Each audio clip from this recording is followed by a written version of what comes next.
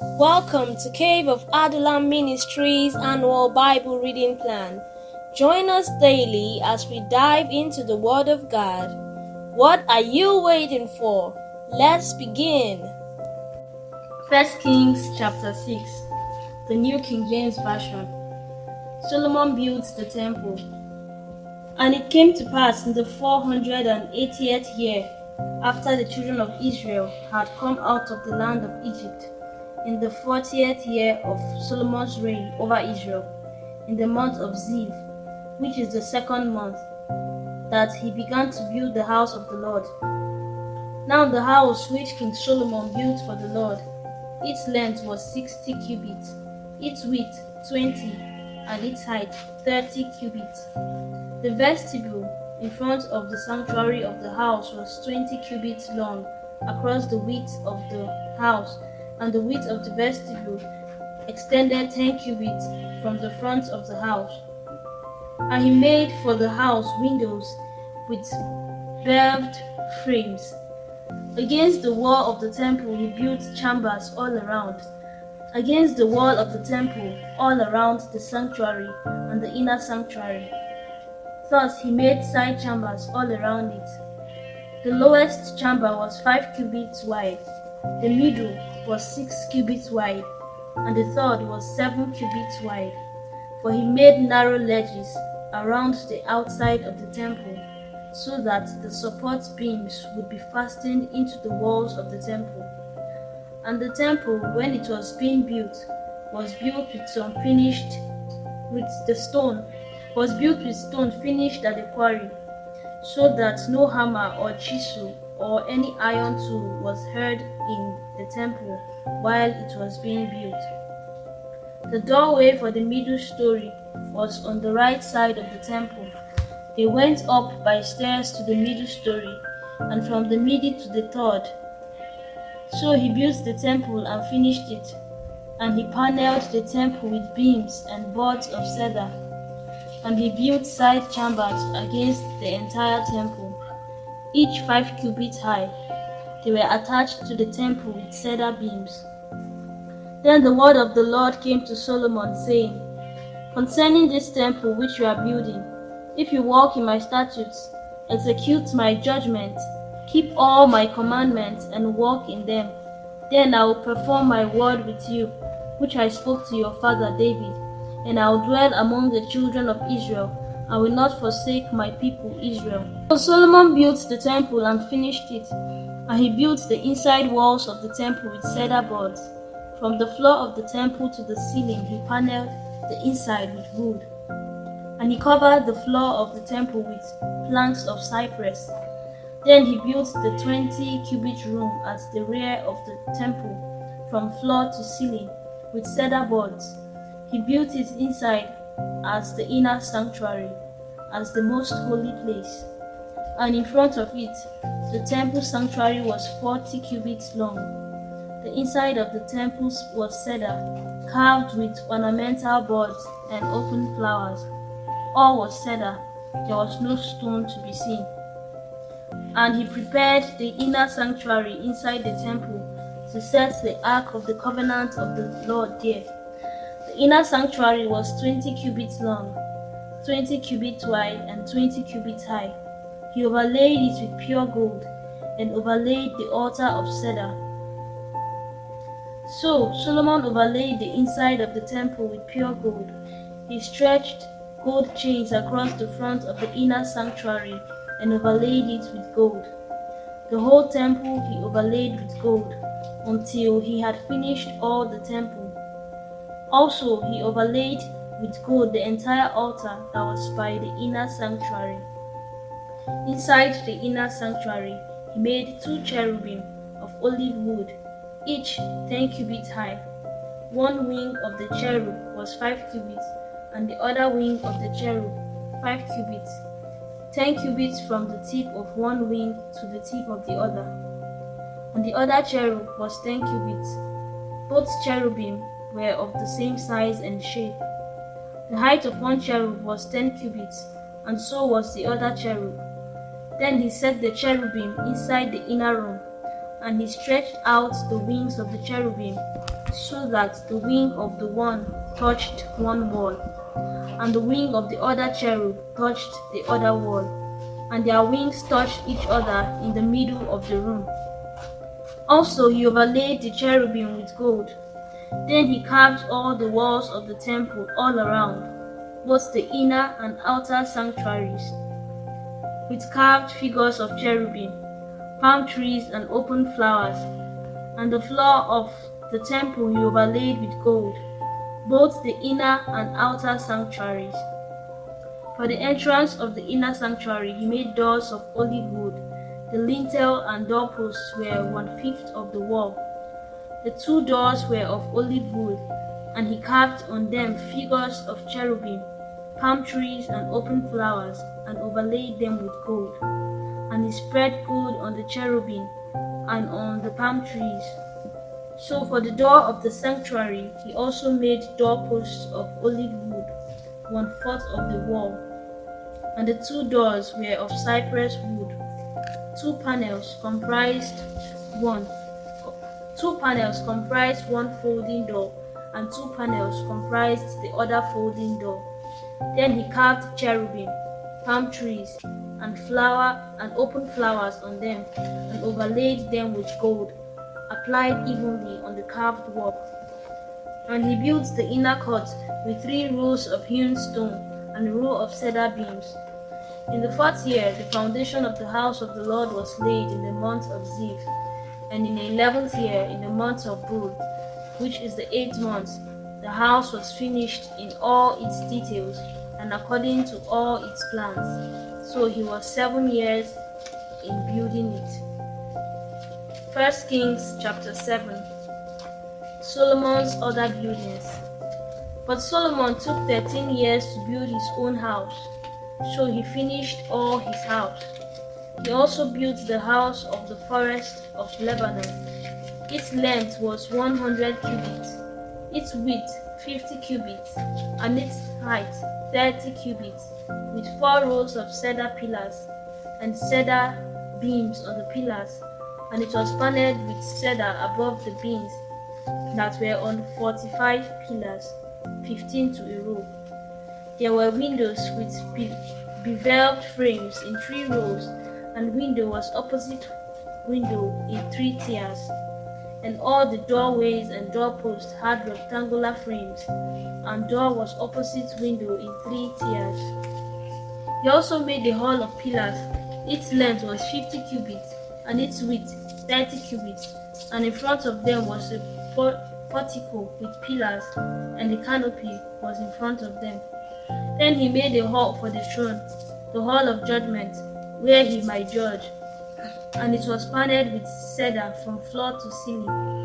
And the house where he dwelt had another court inside the hall of the like workmanship. Solomon also made a house like this hall for Pharaoh's daughter, whom he had taken as wife. All these were of costly stones, cut to size, trimmed with saws, inside and out, from the foundation of the eaves. And also on the outside of the great court, the foundation was of costly stones, large stones, some 10 cubits and some 8 cubits, and above were costly stones hewn to size and cedar wood. The great court was enclosed with 3 rows of hewn stones and a row of cedar beams.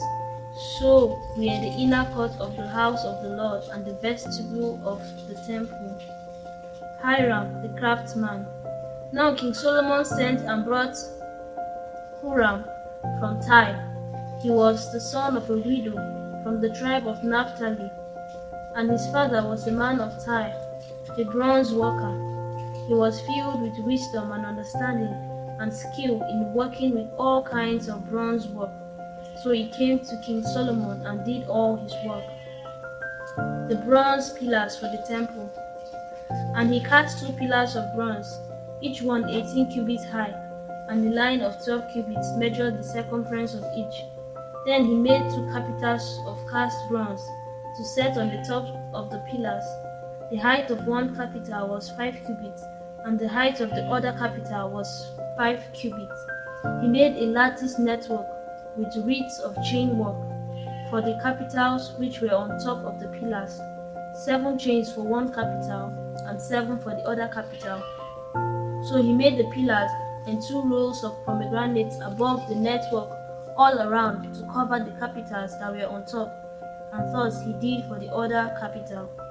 The capitals which were on top of the pillar in the hall were in the shape of lilies, 4 cubits. The capitals on the 2 pillars also had pomegranates above by the convex surfaces which was next to the network, and there were 200 such pomegranates in rows on each of the capitals all around. Then he set up the pillars by the vestibule of the temple. He set up the pillar on the right and called its name Jachin, and he set up the pillar on the left and called its name Boaz. The tops of the pillars were in the shape of lilies, so the work of the pillars were finished. The sea and the oxen. And he made the sea of cast bronze, 10 cubits from one brim to the other. It was completely round. Its height was 5 cubits, and a line of 30 cubits measured its circumference. Below its brim were ornamental boards encircling it all around, 10 to a cubit, all the way around the sea. The ornamental boards were cast in 2 rows when it was cast.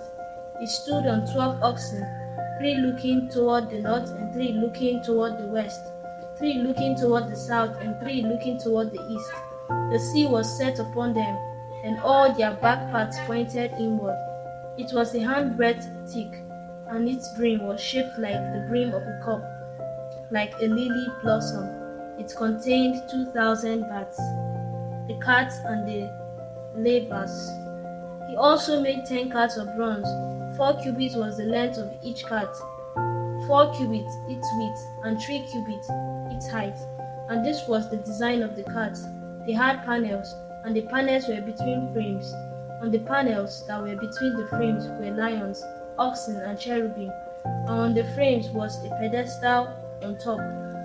Below the lions and oxen were wreaths of plated work.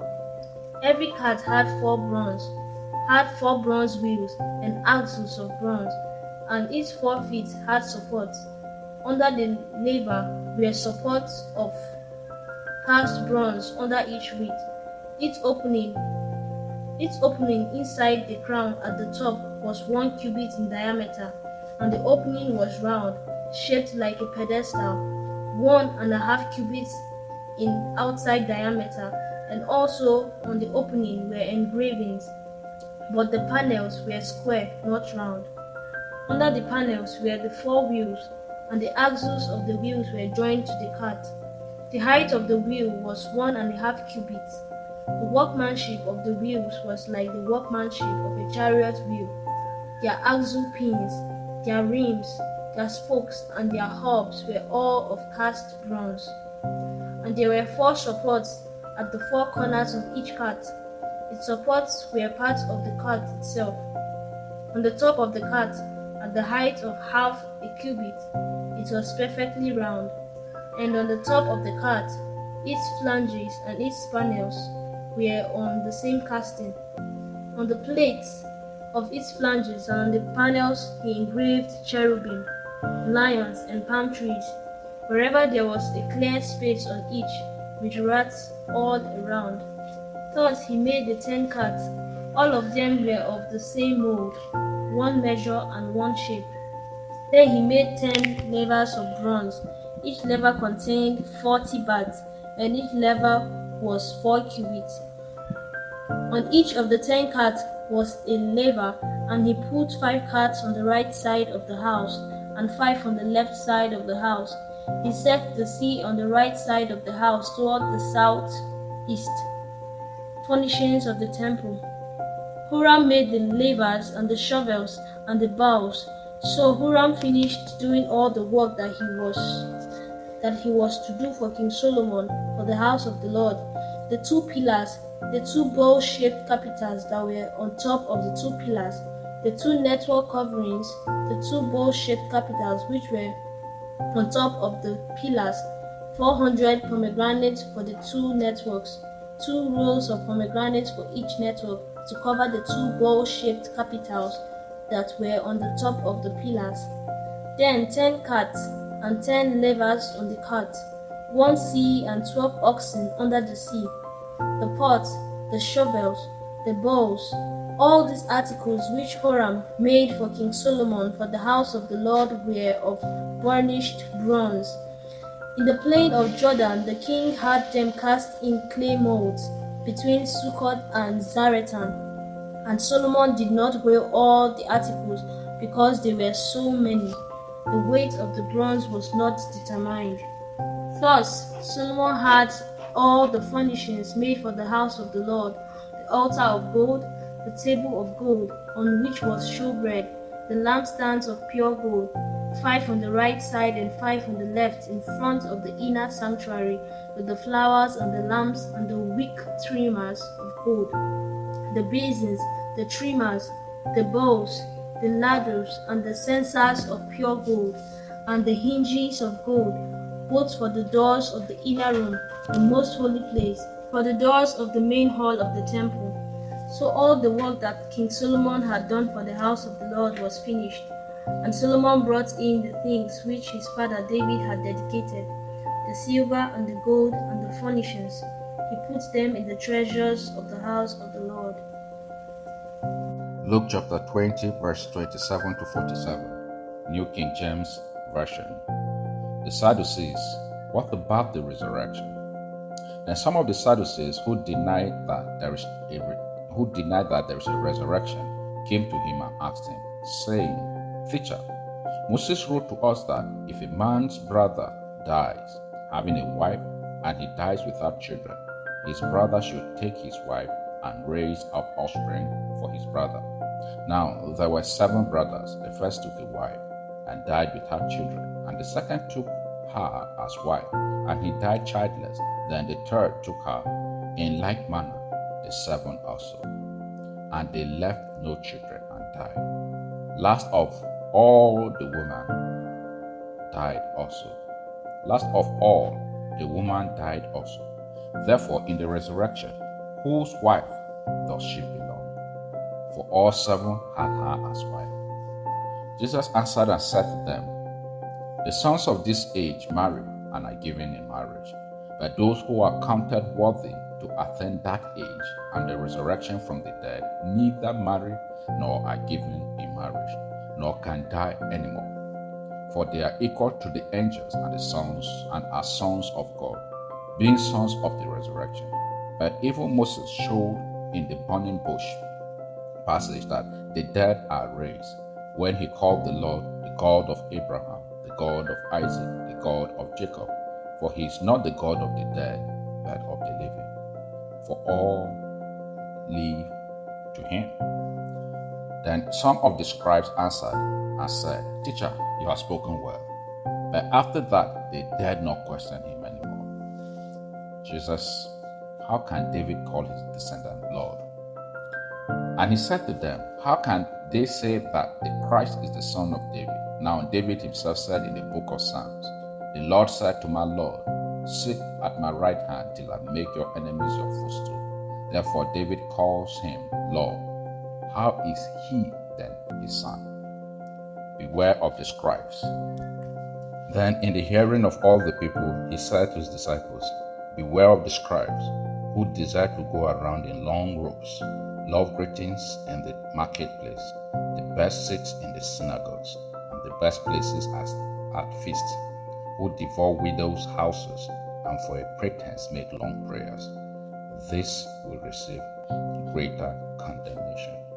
Let the word of God dwell in you richly, as it transforms you into a matured believer. See you tomorrow for another episode.